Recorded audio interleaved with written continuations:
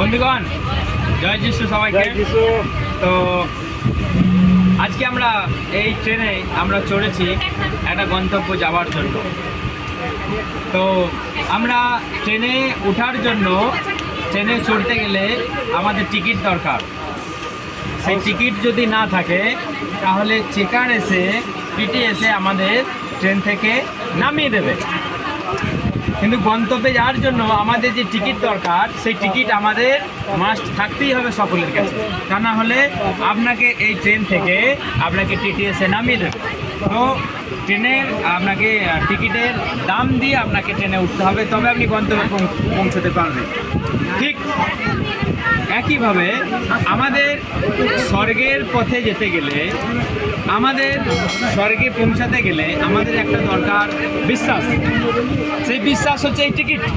ধরুন এই টিকিট নিয়ে আমি ট্রেনে উঠেছি, এই টিকিট যদি না থাকে এই ট্রেন থেকে আমাকে নামিয়ে দেওয়া হবে। যেমন একটু আগে টিটি এসেছিল এবং আমাকে সই করে দিয়ে গেছে এই টিকিটে যে না, আমি এই ট্রেনে চড়তে পারি এবং আমি বাঁকুড়া পৌঁছতে পারি। এখন বাঁকুড়া যাওয়ার পথে এই টিকিট হচ্ছে একটা মূল্যবান।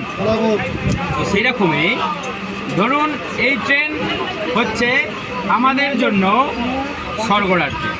আর আমাদের এই টিটি সাহেবকে দেখতে পাচ্ছেন, এই টিটি সাহেব হচ্ছেন যীশু খ্রিস্ট। এটা হচ্ছে টিটি।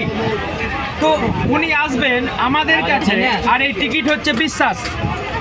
এই বিশ্বাস হচ্ছে টিকিট, আর এই চেকার হচ্ছে যীশু খ্রিস্ট, আর এই ট্রেন হচ্ছে ধরুন স্বর্গ। তাহলে স্বর্গে যেতে গেলে আপনার একটা জিনিস দরকার, বিশ্বাস। সেই বিশ্বাস যদি না থাকে তাহলে আপনাকে যেমন স্বর্গ থেকে ভ্রষ্ট করা হবে, তেমন টিকিট না থাকলে আপনাকে ট্রেন থেকেও নামিয়ে দেওয়া হবে। সেই জন্য আমাদের সেই যীশু খ্রিস্টই হচ্ছে একমাত্র চেকার এবং টিটি। সমস্ত মানুষের ধার্মিকতা অনুযায়ী সবাইকে স্বর্গে নিয়ে যাওয়া হয়। এবং কারোর মধ্যে যদি পাপ থাকে, অধার্মিকতা থাকে, অর্থাৎ কারো কাছে যদি এই টিকিটের মতো যদি বিশ্বাস যদি না থাকে তাহলে তার পক্ষেও স্বর্গে যাওয়া অসম্ভব। কারণ তিনি এক এক করে সকলের বিচার করবেন, সকলের কর্ম অনুযায়ী তিনি ফল দেবেন। যে যেমন পাপ করবে সে তেমন পাপের ফল পাবে। সেই জন্য আমাদের জীবন পথে চলতে গেলে আমাদের একটা বিশ্বাস, একটা ধার্মিকতা, একটা পবিত্রতা এবং সত্য জীবন আমাদের দরকার। কারণ আজকে আমরা পার পেয়ে গেলেও এক সময় আমরা পার পাবো না। তিনি আমাদের প্রত্যেককে ধরে ধরে বিচার করবেন এবং আমাদের কর্ম অনুযায়ী সকলকে তিনি ফল দেবেন।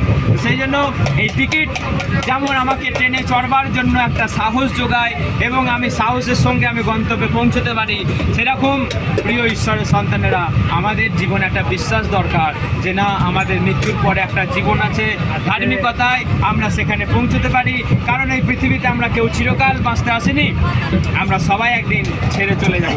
কোথায় যাব যদি আমাদের সেই গন্তব্য জানা না থাকে তাহলে কিন্তু আমরা একদিন সেই নরকের মধ্যে আমরা পড়তে পারি এবং নরকের আগুন কখনো নেবে না, নরকের কীট কখনো মরে না।